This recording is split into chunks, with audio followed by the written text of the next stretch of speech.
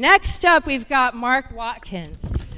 Yeah, it's nice to see you. Mark is from Goby. You probably heard of the Goby app. You did a good job. Thank you. So they always find ways to expand their time. You're not going to do that, are you, Mark? Yes. Yes, he is.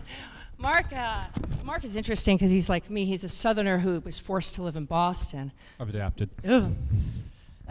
But you came all the way from Boston to show the app. All the way from Boston. All right, so before I start the timer, do me a favor and tell me what is Goby and what are you announcing tonight? So One sentence. Goby is a recommendation engine for finding things to do in your free time. So you're sitting around the dinner table on Friday night wondering what you're going to do this weekend, go to Goby and we'll have the answer for you. All right. And we just released the recommendation on the iPhone app a couple of weeks ago. Timer's starting now.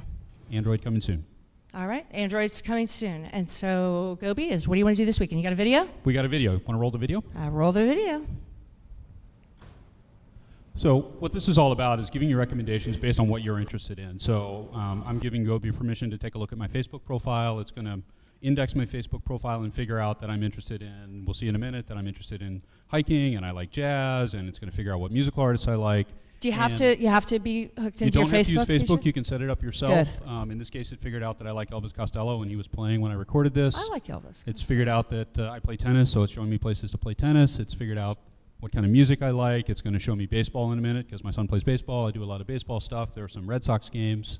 It's figured out that I like all these different things, and it's giving me recommendations based on where I am. Now, what you told me on the phone was that you started this app because you were in Hawaii and you accidentally missed a Jack Johnson concert. I missed Jack Johnson, and he was like, I must do an app. I must do an app so that I never miss that again. Yeah, so that's what this is all about, is what's going on this weekend. Yep, and the app will wake up and it'll give you reminders and it'll tell you about things that you've forgotten you wanted to do. All right, so this app came out of MIT. It did? And so you guys came up with a search engine, but now it's not a search engine anymore. This new version is a recommendation It's all about engine. recommendations. So underneath that glittery exterior is a really solid search engine that's crawling the web and finding all this information and organizing it so that it's really easily consumable. Yeah, I was telling him over the phone, like here in San Francisco, as many of you know, Neil Young lives here, Phil Lesh lives here, a lot of these folks, and then they just pop up at a local bar or something. How quickly would that show that information for me? Like if Phil Lesh is going to show up tomorrow night at Slim's or something, I want to know. Let's flip it over. Can we flip over to the Elmo real quick? Yeah, please switch to the Elmo.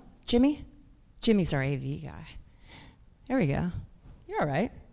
So this is my Boston feed because I'm from Boston. I'm going to hit the location button. Your Boston. And it's going to pivot over based on our current location. It's going to take all my interests and map them to San Francisco. And so, by the way, tip to you guys. Oops, sorry. There's this band called Black Dub. They're killer. They're playing at the Fillmore. Definitely go see them. You won't be sorry.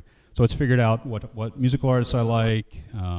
It's figured out some hiking spots. Maybe I want to do things with my kids. You know, I follow the Exploratorium. There's the Science of Baseball, really great exhibit. So yeah, we have one of those here too. You have a little under 4 minutes. Yep. 350 different categories of things to do, everything from hot air balloon rides to great places to eat. So, Mark, what makes this different from, I don't know, it seems like there's a lot of stuff like this out there that you can see what's going on. I mean, like on the radio or the newspaper. Yeah, that's old school. But you know what I mean, right? What makes you different? Yeah, so two things. The first thing is, I think a lot of things that are out there about recommendations are all about food. And you know, there's more to life than food. And there are a lot of great restaurants out there, a lot of great apps about restaurants. We're not about restaurants. Right. We're about things to do. And the second thing is, it's really personalized. It really knows, it's about what I'm interested in or what you're interested in. It's not about what are your friends interested in, because I like jazz, but most of my friends don't. And so they're not going to. That's because they're in Boston and kind of. Yeah, you know. Yeah.